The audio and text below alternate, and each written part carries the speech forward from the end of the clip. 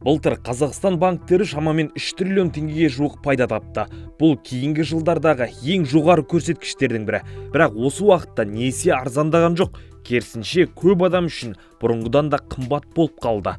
Осы жерде заңды сұрақ туындайды. Егер банктер сонша пайда тауып жатса, неге несие арзандамайды? Мәселе банктердің ашкөздігінде ғана емес, мәселе бүкіл қаржы жүйесінің қалай жұмыс істейтіндігінде жатыр. Ең алдымен бір маңызды нәрсені түсініп алу керек. Банк ешкімге өз қалтасынан ақша бермейді. Банктың беріп отырған несиесі басқа адамдардың депозиті. Мысалы, бір адам депозитке ақша салады, сол ақша басқа біреуге тұтыну несиесі болып беріледі.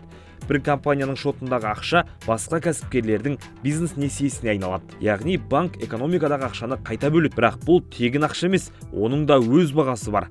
Қазір Қазақстанда базалық мөлшерлеме шамамен 18% деңгейінде. Бұл кейінгі жылдардағы ең жоғары көрсеткіштердің бірі. Қарапайым тілмен айтқанда, бұл банктер үшін ақшаның көтерме бағасы сияқты.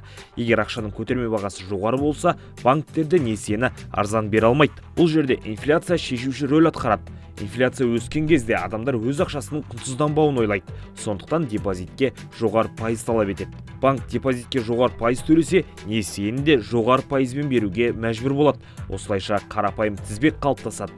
Инфляция өссе, депозит пайыз өседі. Депозит өссе, несие пайыз өседі. Бұл процеске мемлекет те әсер етеді. Бір жағынан ұлттық банк инфляцияны тоқтатуға тырысады. Ол үшін базалық мөлшерлемені жоғары ұстайды. Бұл экономикадағы ақша айналымын баяулатады. Бірақ екінші жағынан мемлекет экономикаға ақша құюды жалғастырып жатыр.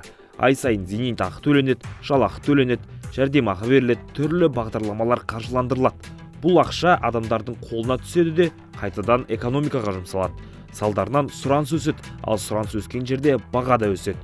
Осының салдарынан инфляция толық тоқтамайды. Енді банктердің өзіне келейік. Банк депозитке мысалы шамамен 15% төлейді делік. Бірақ несиені дәл осы пайызбен бере алмайды. Себебі әр несие қайтарылады деген кепілдік жоқ. Бір бөлігі қайтпайды. Оған қоса банк қызметкерлеріне жалақы төлейді, инфрақұрылымды ұстайды, салық төлейді. Сондықтан депозит пен несие пайызының арасында айырма болады.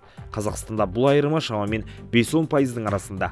Дәл осы айырма банктың негізгі табыс көздерінің бірі. Бұдан бөлек банктер ұлттық банктың ноталары арқылы да табыс таба алады. Бұл банктердің уақытша бос ақшаны ұлттық банкке орналастырып, пайыз алу мүмкіндігі. Қарапайым тілмен айтқанда, банк кейде ақшаны несиеге бермей, уақытша ұлттық банкке орналастырады. Себебі бұл қауіпсіз әрі тұрақты табыс. Тағы бір маңызды себеп Қазақстандағы қаржы жүйесінің құрылымы. Қазақстанда қаржы нарығы әлі де банктерге қатты тәуелді. Дамыған елдерде банктерден бөлек инвестициялық қорлар, зейнетақы қорлары, облигация нарығы бар. Олар экономикаға ұзақ мерзімді арзан ақша береді. Ал Қазақстанда мұндай балама көздер әлі толық дамымаған.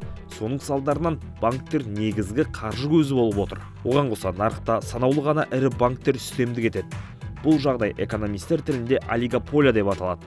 Яғни банктер формалды түрде көп болғанымен негізгі нарықта бірнеше ірі ойыншы бақылап отыр. Мұндай жүйеде бәсеке бар, бірақ ол толық емес. Ал бәсеке әлсіз болған жерде несие де тез арзандай қоймайды. Ұлттық банктың алғашқы төрағасы Ғалым Байназаровтың айтуынша, мемлекет экономиканы қаржыландыру үшін өз әмбебап банктерін дамытуы керек. Бұл әсіресе шағын бизнес пен ауыл экономикасы үшін маңызды болуы мүмкін. Бірақ мұндай өзгерістер бір күнде болмайды. Сонымен банктер жуық арада несиені арзандата қоймайды. Неге? Біріншіден, инфляция мен базалық мөлшерлеме әлі жоғары. Екіншіден, депозиттің өзі қымбат ресурсқа айналды. Үшіншіден, тәуекел жоғары. Ал төртіншіден, нарықта ірі банктердің үлесі басым. Басқаша айтсақ, шынайы бәсеке әлсіз. Бесіншіден, экономикада ұзақ мерзімді арзан ақша көздері аз. Сондықтан банктердің табысы өсті екен деп, несие автоматты түрде арзандап кетпейді. Несие арзандау үшін инфляция тұрақты түрде төмендеу керек. Базалық мөлшерлеме түсуі керек. Ең бастысы қаржы нарығында бәсеке күшеюі қажет. Бұл бір күнде өзгеретін жағдай емес, себебі мәселе бүкіл қаржы жүйесінің құрылымында жатыр.